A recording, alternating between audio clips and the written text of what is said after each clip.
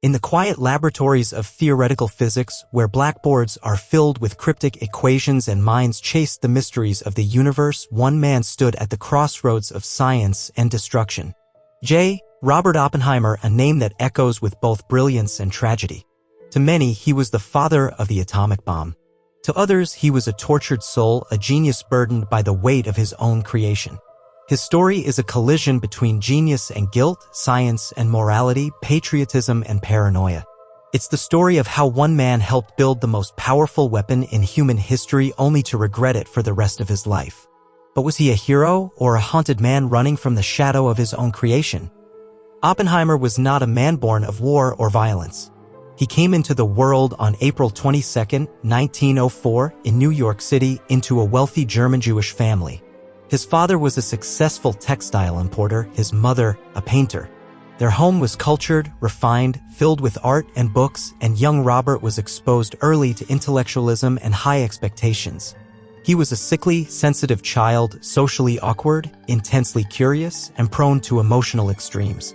But even then it was clear Robert Oppenheimer was no ordinary boy.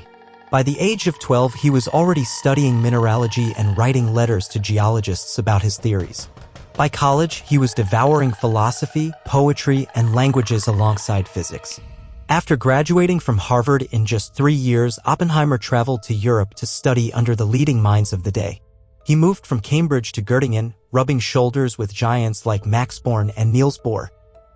It was here that Oppenheimer flourished, immersing himself in quantum mechanics and earning a reputation as one of the most promising young theoretical physicists in the world. But he was also deeply emotional, known for wild mood swings and intense self-doubt.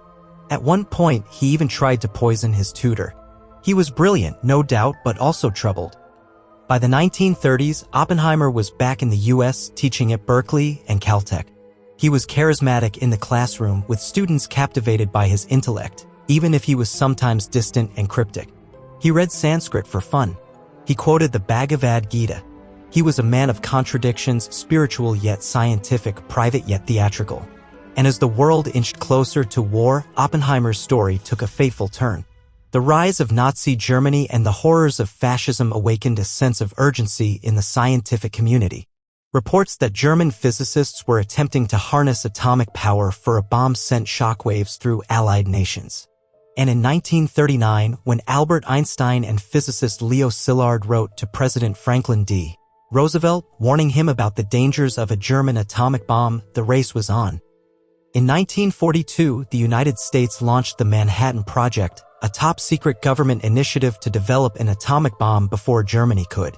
At the heart of it all stood Robert Oppenheimer. Despite having little administrative experience, he was chosen to lead the scientific side of the project. Why? Because he understood both the science and the stakes.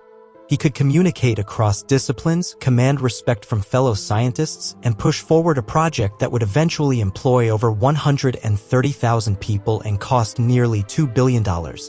Oppenheimer's base of operations was Los Alamos, New Mexico, a desolate outpost that soon became a bustling hub of science, secrecy, and military oversight. It was a strange mix, Nobel Prize-winning physicists living in crude dormitories, brainstorming next to army officers with pistols on their belts. Security was tight. Everything was classified.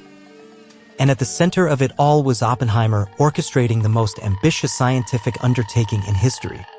But this was no ordinary experiment. The stakes were cataclysmic. The science was unproven. And many feared what might happen if the calculations were off. There were even rumors that the detonation could ignite the atmosphere and destroy the planet. Yet they pushed forward. On July 16, 1945, at 5:29 a.m. in the deserts of New Mexico, the world changed forever. The Trinity test, the first detonation of a nuclear weapon, lit the sky with a blinding flash. The mushroom cloud rose into the heavens and the shockwave reverberated through history. Watching it unfold, Oppenheimer was silent. Later, he would recall a line from the Bhagavad Gita, "Now I am become death, the destroyer of worlds." It wasn't a triumphant moment. It was an awakening. The weapon had worked. But at what cost? Just weeks later, the U.S. dropped 2 atomic bombs, first on Hiroshima, then on Nagasaki. Over 200,000 people died, many instantly, others slowly and painfully from radiation. The war ended. Japan surrendered. and Oppenheimer became a national hero. But he didn't celebrate. He didn't smile. He didn't feel like a hero.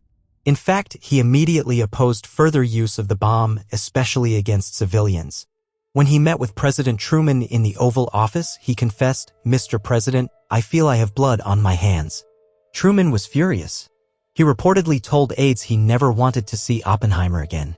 After the war, Oppenheimer tried to steer U.S. policy in a more ethical direction. He advocated for international control of nuclear weapons and opposed the development of the even more powerful hydrogen bomb. But in the atmosphere of Cold War paranoia, dissent was dangerous. His past associations with left-leaning intellectuals and communist sympathizers, once ignored, were now ammunition for his enemies. In 1954, Oppenheimer was summoned to a secret hearing before the Atomic Energy Commission. It was not a trial in the legal sense, but it felt like one. He was accused of being a security risk, of being disloyal to the country he had served so diligently. Old friends betrayed him. Private letters were scrutinized. His political beliefs, love affairs, and past associations were dragged into the spotlight. The verdict? His security clearance was revoked. He was humiliated, cast out, silenced. This was the man who had given America the bomb. The man who had led one of the greatest scientific teams in history. Now he was a pariah. Broken and disillusioned, he retreated from public life, taking refuge in teaching, writing, and reflecting. He gave lectures on science and ethics, warned against the arms race, and questioned the morality of technological progress without wisdom. But the pain never left him. Some called him a martyr. Others said he got what he deserved. But no one doubted his genius or the depth of his internal struggle. He once said, in some sort of crude sense which no vulgarity, no humor, no overstatement can quite extinguish, the physicists have known sin. It was a confession not just of guilt, but of responsibility. Oppenheimer understood that the pursuit of knowledge is not without consequence. That scientists must answer not just to their equations, but to humanity. In 1963, nearly a decade after his disgrace, Oppenheimer was awarded the Enrico Fermi Award by President Lyndon B. Johnson, a symbolic gesture of political rehabilitation. But the scars remained. He died of throat cancer in 1967 at the age of 62, still haunted by the legacy of his invention. Today, Oppenheimer's story is more relevant than ever.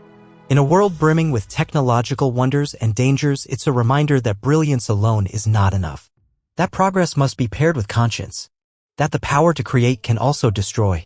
His life was not just a tale of scientific triumph, it was a moral drama, a psychological journey through the heart of the 20th century. And as we look back at that lonely figure watching the sky light up over New Mexico, we are left with a haunting question: can humanity wield the power of gods without becoming monsters? Oppenheimer didn't think so. And perhaps neither should we. And as Oppenheimer faced the weight of creation and destruction, one can't help but wonder how legends are born.